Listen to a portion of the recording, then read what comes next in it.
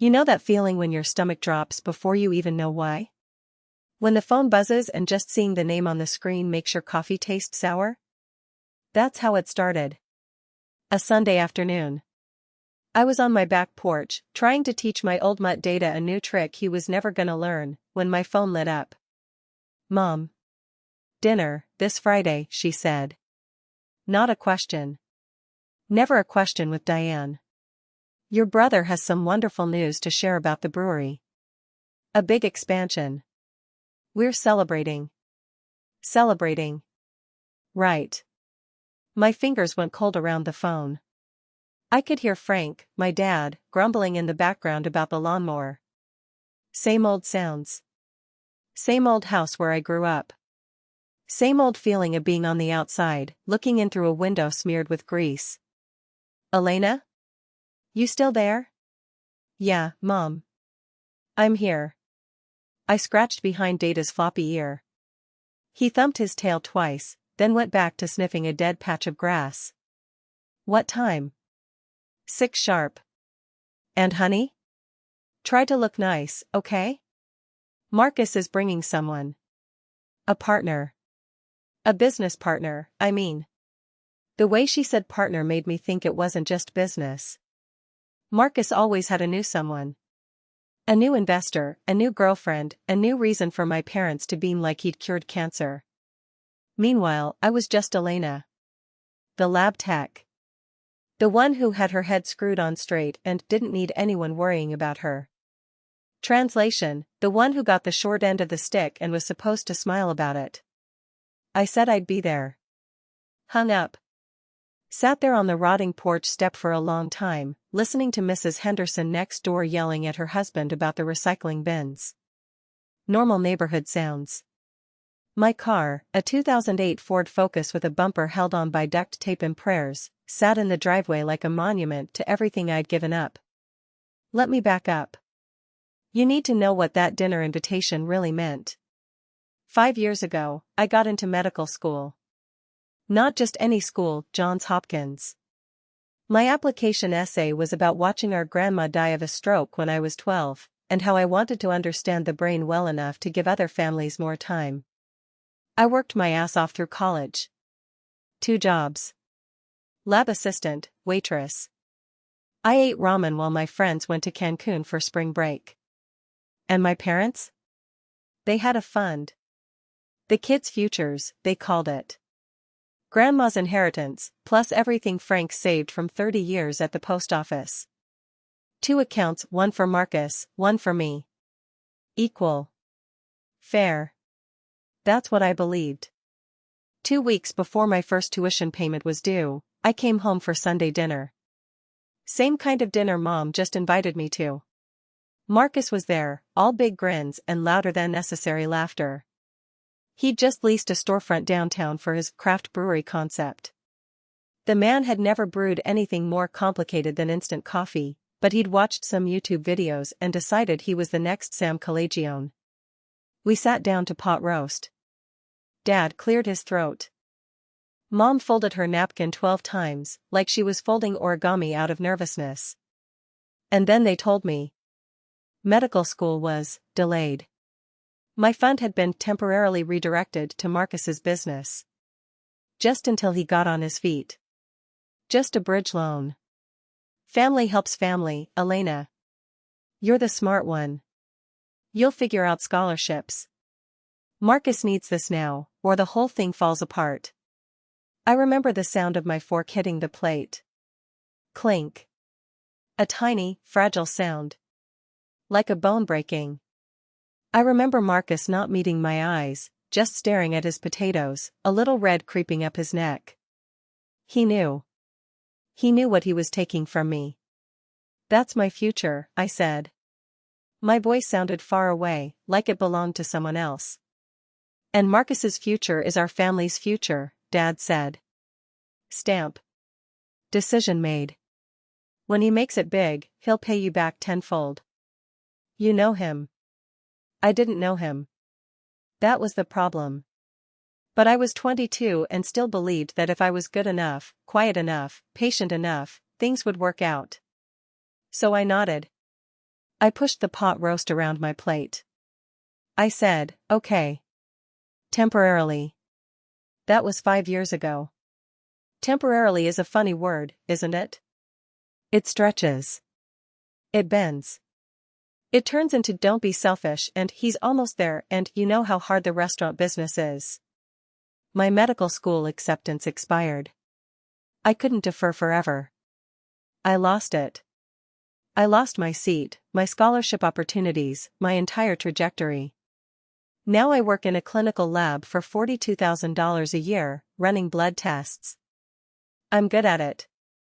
But every time I look through a microscope, I think about the brain scans I was supposed to be reading. I think about the conversations I was supposed to be having with patients. I think about the life that was stolen. And Marcus's brewery? Hops and Glory. Even the name sounds like a bad pun. He's always almost profitable. Always one more investor away. Always wearing those stupid branded polo shirts and talking about scaling the brand experience. My parents have poured more money into that black hole than I want to think about. Their retirement savings. The money they were gonna use to travel. All of it, siphoned into Marcus's ego trip. And they still smile at him like he hung the moon. Meanwhile, I drive my beat-up Ford. I skip dentist appointments because my insurance is crap. I walk data on the same 3 streets every night because I can't afford to fix my muffler without saving for 3 months. I'm not telling you this for sympathy. I'm telling you so you understand what happened next. So you understand why, when the invitation came for Friday dinner, I didn't just feel hurt. I felt something else. Something colder. Because here's the thing Mom didn't know. 3 weeks ago, I got a call from an old friend. Jake Morrison. We went to college together. He's a forensic accountant now, one of those scary smart guys who can look at a spreadsheet and see a crime scene. He works for a small firm that does due diligence for investors. And someone, a potential investor in Hops and Glory, had hired his firm to do a full audit of Marcus's books before they wrote a check. You didn't hear this from me, Jake said, his voice low, crackly through my phone. But your brother's company? It's a dumpster fire, Elena. A pretty dumpster fire. Creative accounting. Inflated revenue numbers.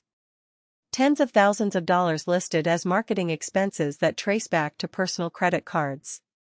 Trips to Vegas. A boat slip rental, for God's sake.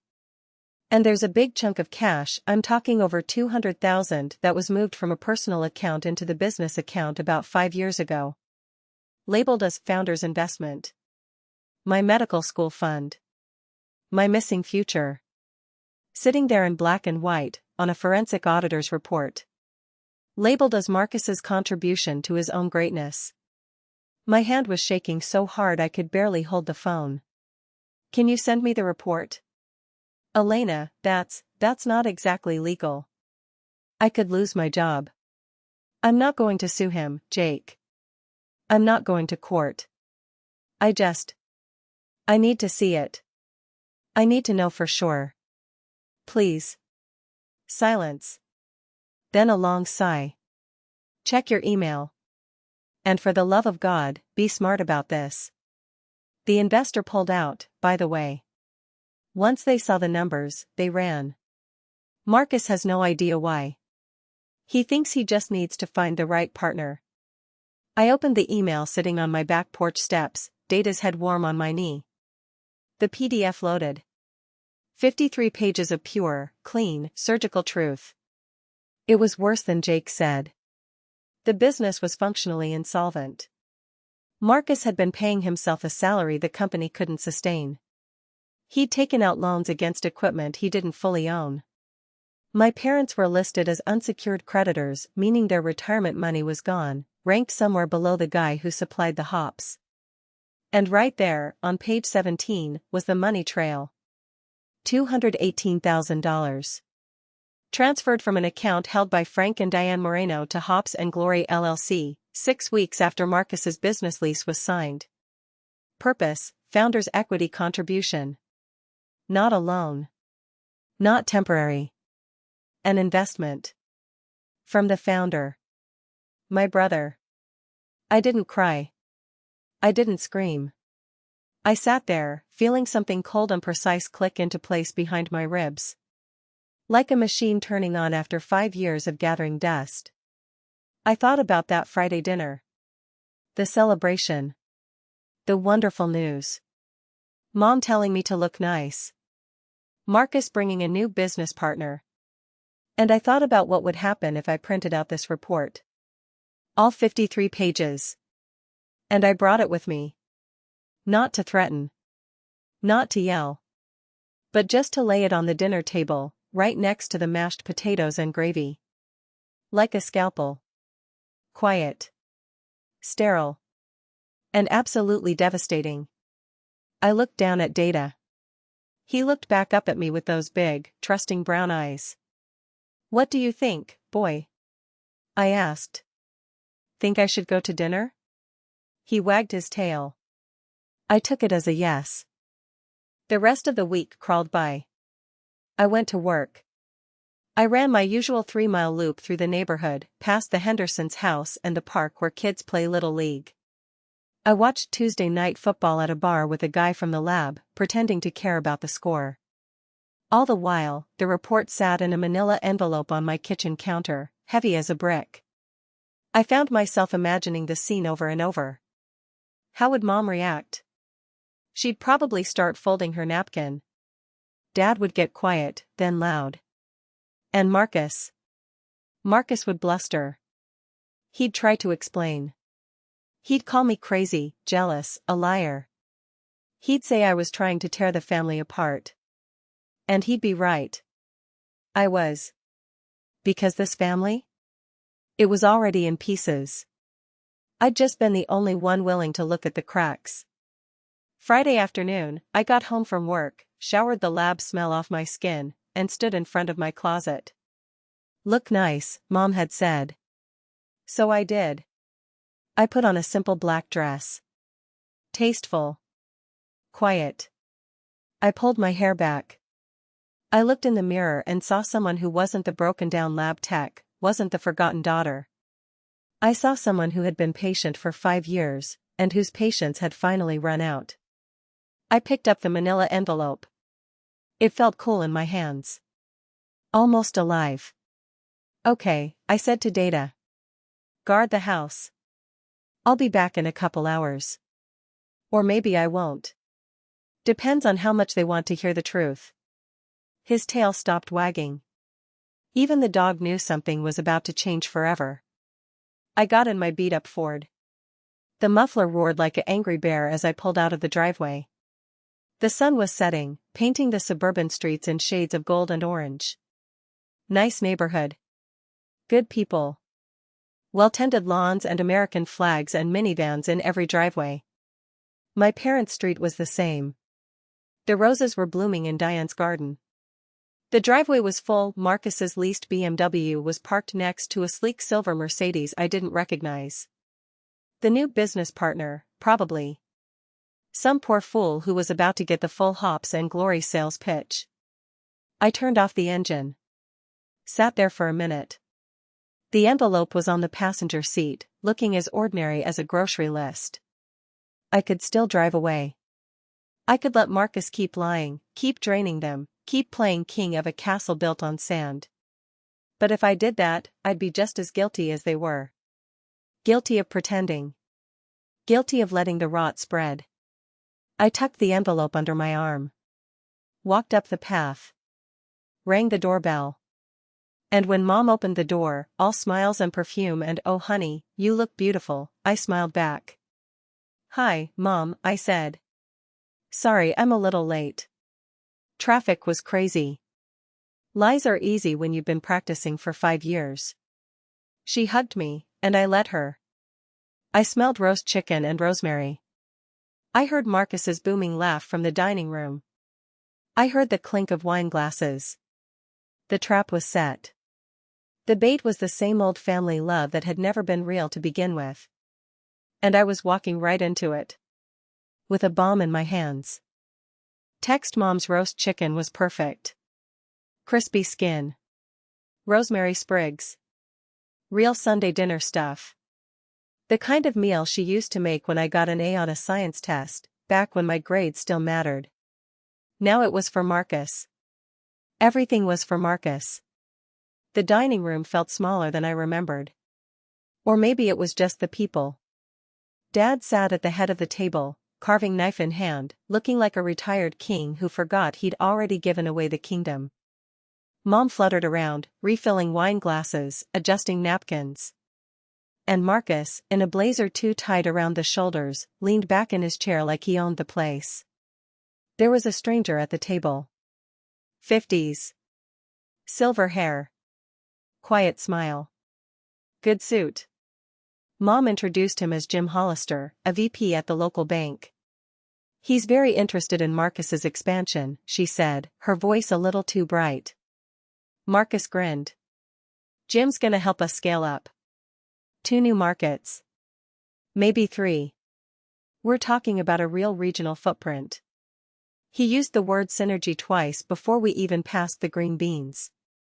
I sat down. The envelope went on my lap, not the table. Not yet. You don't play your cards in the first hand. You wait. You let the pot build. Jim glanced at me, polite. So you're the sister. Marcus says you're in medicine? I smiled. Clinical lab work. I'm a technician. I almost said I was almost a doctor, but I didn't. That story wasn't for Jim. It was for the people who already knew it. Dad raised his glass. To Marcus. And to the next chapter. We all lifted our glasses. Even me. The wine was cheap. Marcus's own label. Tasted a little like burnt toast. So, I said, setting my glass down. You've got the bank on board, Jim's ready to sign, everything's looking great. Just one thing I'm curious about. Marcus, when you were putting together your financials for the bank, how did you account for Mom and Dad's money? You know, the $218,000? The table went quiet. Jim's fork stopped halfway to his mouth. Mom's smile froze. Marcus laughed. A big, booming, nothing-to-hide laugh. That's ancient history, Lena. That was startup capital. Family investment. It's all in the books. Investment, I repeated. See, I heard it was a loan. That's what Dad told me 5 years ago. Think of it as a loan to your brother. He'll pay it back with interest when he's successful. Remember that, Dad? Dad's jaw tightened. He set down his glass. Elena. That was a private conversation. So it was a loan. But the paperwork says it's equity. Funny thing about the IRS, Marcus. They don't care about private conversations. They care about what's on paper. I used my calmest voice. The one I use when explaining lab results to a nervous patient. Nothing scary. Just facts. Mom put her hand on my arm. Honey, this is a celebration. Can we not do this now? Do what, Mom? Ask a simple question? I thought family was about honesty. And if Jim's about to lend you a pile of money, Marcus, shouldn't he know about the $200,000 you already owe Mom and Dad that you're pretending isn't debt? I turned to Jim. No offense, Jim. You seem like a smart guy. I'm sure you've already done your due diligence. You've seen the full liabilities, including the unsecured loans from family members, right? Jim's face had gone very still. The kind of still you see on a man who just realized he left his car unlocked in a bad neighborhood. Marcus, he said slowly, you told me the family contribution was sweat equity. No cash call. Marcus tugged at his collar. It's complicated. We were gonna convert it to a formal note. It's just paperwork. Just paperwork, I said. That's funny. My friend Jake, he's a forensic accountant, and he always says, the trouble is never the numbers, it's the stories people tell about the numbers. I let that sit there a second. Mom's face was pale. Dad looked at Marcus, really looked at him, the way you look at a mechanic who's about to tell you your engine's shot. Marcus slammed his palm on the table. The glasses jumped. What is this, Elena? You come into my house, on my night, and you start throwing accusations? You're just bitter because you didn't get to go to med school. That's not my fault. You made your choices. He said it like he believed it. Like the money was always his, and I was just the ungrateful sister who didn't understand how business works. I didn't raise my voice. That was the trick. The angrier he got, the quieter I stayed. You're right, Marcus. It wasn't your choice. It was theirs. I nodded toward Mom and Dad. They're the ones who took my future and handed it to you. But see, here's the thing I didn't know until this week. They didn't just give you my school money. They co-signed. For everything. The lease on your equipment, the line of credit at the supply shop, even the damn kegs. If you go under, Marcus, Jim doesn't lose his house. You don't lose your house. They lose theirs. Dad's pension. Mom's rose garden. Everything. Mom's hand went to her mouth. Frank, she whispered. Dad looked like he'd swallowed a rock. Jim was already pushing his chair back. I think I should go, he said quietly. Marcus, we'll need to reschedule. Marcus stood up, half pleading. Jim, wait, this is just family drama. It's got nothing to do with the deal. Jim paused at the door. The minute family drama includes 200 grand in hidden debt and parents who don't know they're on the hook, it's got everything to do with the deal. He gave me a long look. Not unkind. More like he was sorry he had to witness this. Then he left. The front door clicked shut. And in the silence, Marcus turned on me. His face was red, his fists clenched. You did this on purpose. You waited until he was here. You could have just talked to me privately. But no, you had to humiliate me in front of a business partner. A partner you were about to lie to, I said. Same way you've been lying to Mom and Dad. Same way you've been lying to yourself. The brewery's failing, Marcus. You're burning cash. Your last batch had to be dumped because the flavor was off. You've got negative cash flow, zero profit margins, and the only thing keeping the lights on is the money you stole from me. That's not a business. That's a slow-motion car crash. Mom was crying now, silent tears running through her makeup. Elena, please. We just wanted to help your brother. He had a dream. We all had hopes. And I didn't? I said it quietly, but the words hit like a hammer. Dad flinched. Mom looked away. For 5 years, I told myself it didn't matter. That maybe I didn't need Johns Hopkins. That I could be a lab tech and that was fine. I went to every Sunday dinner. I smiled. I played the part. But you never asked me how I was. You never asked if I missed it. You just kept pouring money into Marcus's fantasy and calling it family. I reached into my lap and pulled out the envelope. It was thick. 53 pages of hard truth. I didn't take out the papers. Not yet. I just laid the envelope on the table, right next to the roast chicken. What's that? Dad asked, his voice hoarse. A present, I said. From a friend. An independent audit of Marcus's company. Every dollar in. Every dollar out. Every lie is in there. I looked at Marcus. You know the funny part? The investor you were chasing last month? The one you told Mom was very interested? He pulled out. Because he did his own audit and found exactly what I found. You're insolvent, Marcus. You've been playing with monopoly money. Marcus's bravado cracked. Just a little. A tremor in his jaw. That's confidential. How did you, the same way you found out about my college fund when Dad and Mom made the transfer, I said. You were in the right place at the right time. I just did my homework. Mom was shaking her head, trying to rewind the evening. This can't be real. Marcus, tell her it's not real. But Marcus didn't say anything. He stared at the envelope like it was a snake. Dad set down his carving knife. The roast chicken sat there, forgotten. Elena. His voice was heavy. What do you want? The million-dollar question. I could have asked for the money back. I could have asked for an apology.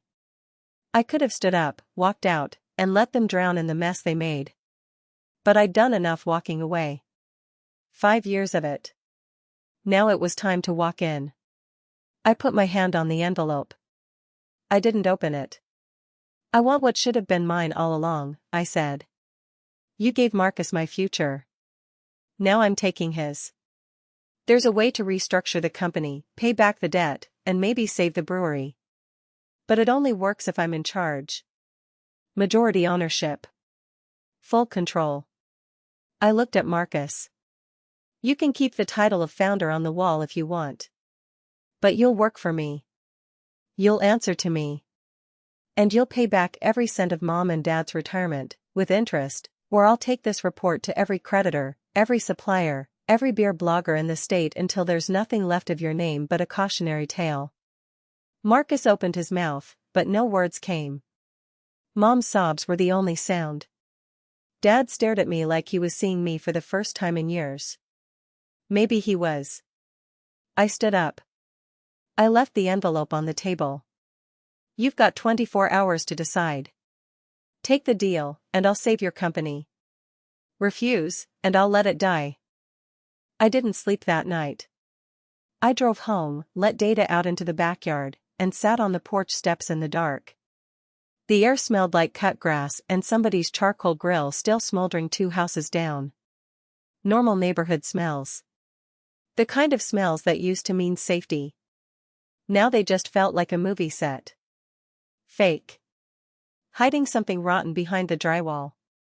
My phone buzzed at 11:47 p.m. Dad. I let it go to voicemail. Then I listened on speaker while Data nosed at my hand. Elena, it's your father. Your mother hasn't stopped crying. Marcus left. Drove off. We don't know where he went. Please, can you just call us back? We need to talk about this. Really talk. I deleted it. Dad didn't want to really talk. Dad wanted me to come back and clean up Marcus's mess, again, with a smile and a "don't worry about it." That version of me was gone. She died at a dinner table 3 hours ago, sitting next to an audit report and a dried-out pork chop. The second call came at 12:15. Marcus. I almost didn't answer. But curiosity is a scientist's weakness. I picked up. You've got a lot of nerve, he said. His voice was hoarse, like he'd been shouting or crying or both. You think you can just waltz in with some papers and take everything I built?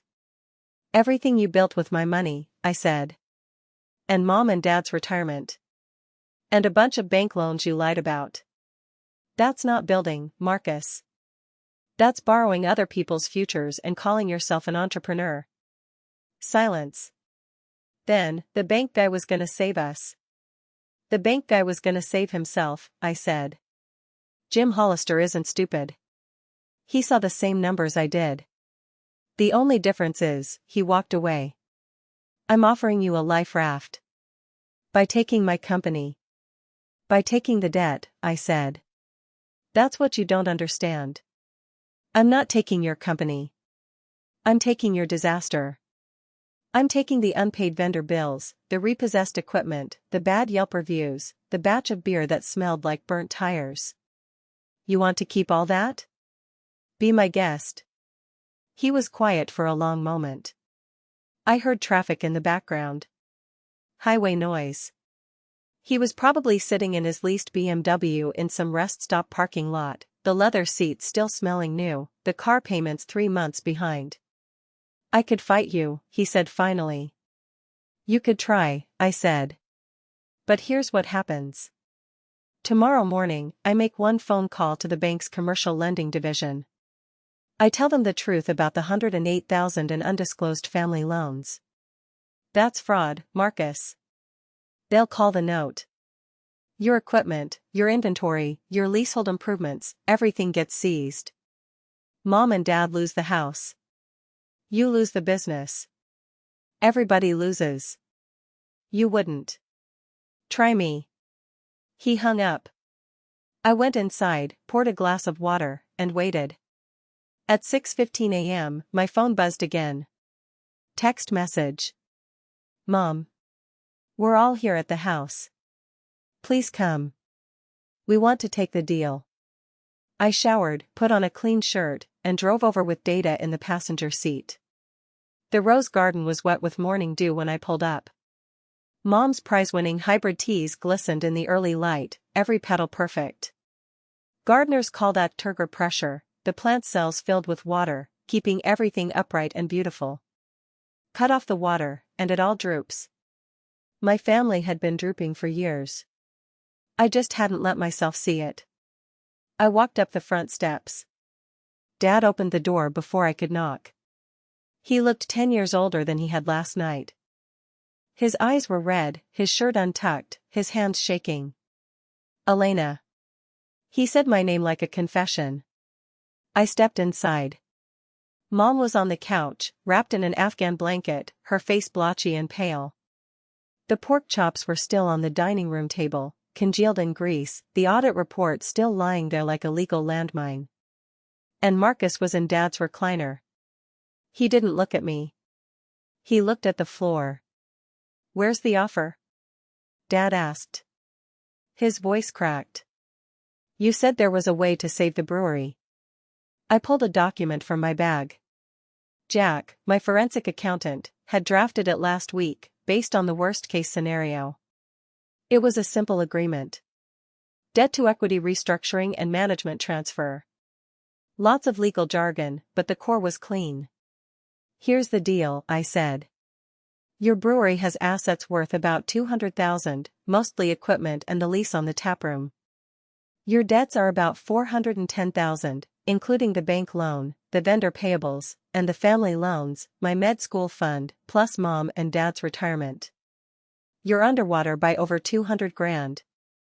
I handed the document to Dad.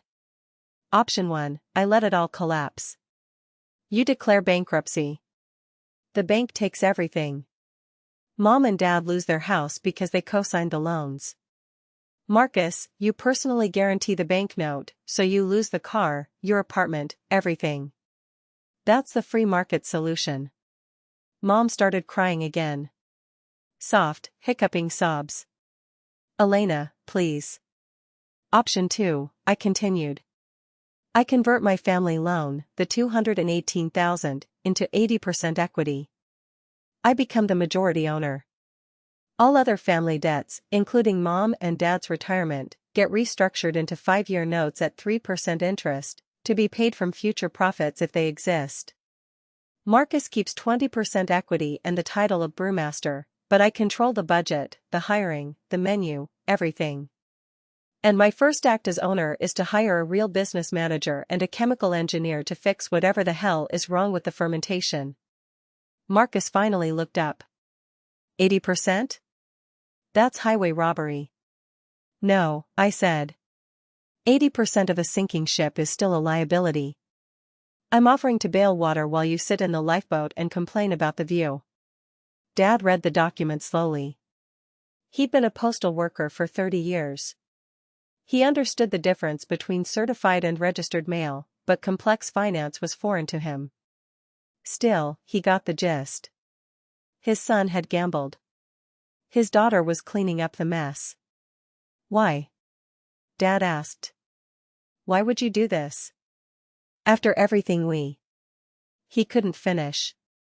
I finished for him. After you gave away my future? After you chose him over me? After you told me, with a straight face, that family takes care of family, but only ever meant I should take care of him? Dad's chin trembled. Mom buried her face in the blanket. Because I'm still a scientist, I said. I look at a failed experiment, and I don't see failure. I see data. I see what went wrong. You wanted a son who was a success story. You poured every resource into that hypothesis. And it failed. Now I'm offering you a new hypothesis. One based on reality. I turned to Marcus. You're talented at branding. You know how to make people feel welcome in a taproom. You're just terrible at money and honesty. Under my ownership, you get to keep doing the part you're good at. A real CFO handles the rest. Marcus's jaw tightened. You'd fire me the first chance you got. If I wanted you fired, I'd be at the bank right now, not here, I said. I'm offering you a chance to earn back some dignity. Not with me. With Mom and Dad. With your employees. With yourself. That's more than you ever offered me. The room went silent. The grandfather clock in the hallway ticked. Mom's sobbing quieted.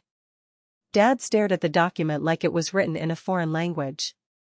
Finally, Marcus spoke. What if I say no?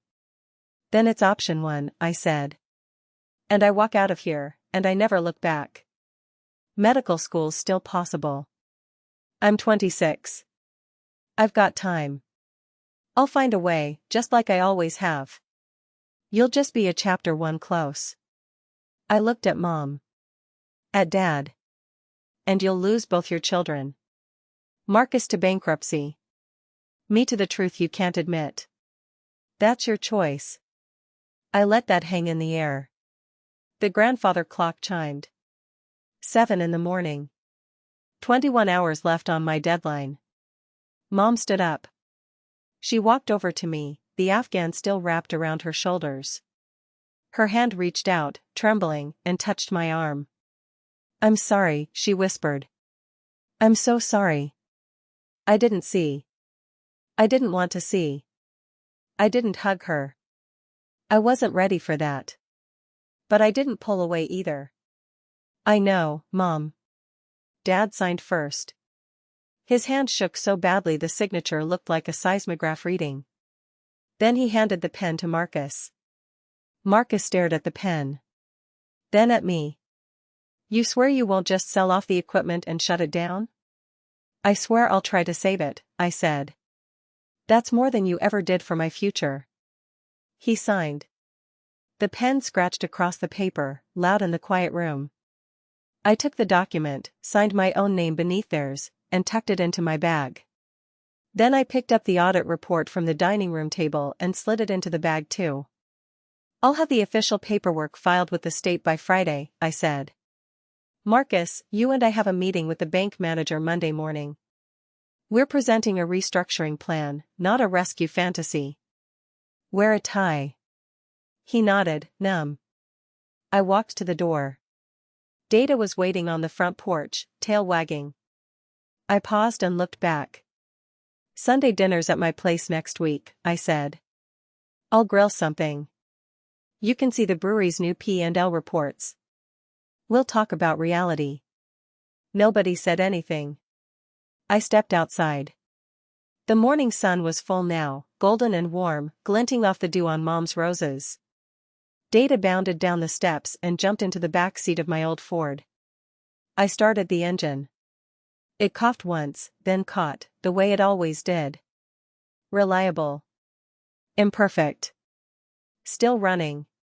A year later, Mom's roses were still blooming. Dad was in therapy, finally talking about his own father for the first time in 40 years. Marcus was still the brewmaster, and he'd actually stopped lying about the numbers, mostly because I reviewed them every Thursday at 3 p.m. The brewery wasn't profitable yet, but it was getting there. And I was applying to medical school. Not because I needed my parents' permission anymore. Because I finally believed I deserved to go. Some families heal through love. Mine healed through a hostile takeover and a 5-year debt restructuring plan. I know that sounds cold. But you know what? Cold sometimes gets the job done.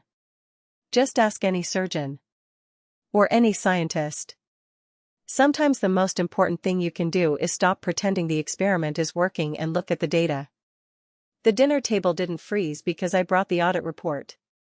It froze because, for the first time in my entire life, I refused to pretend the food was warm.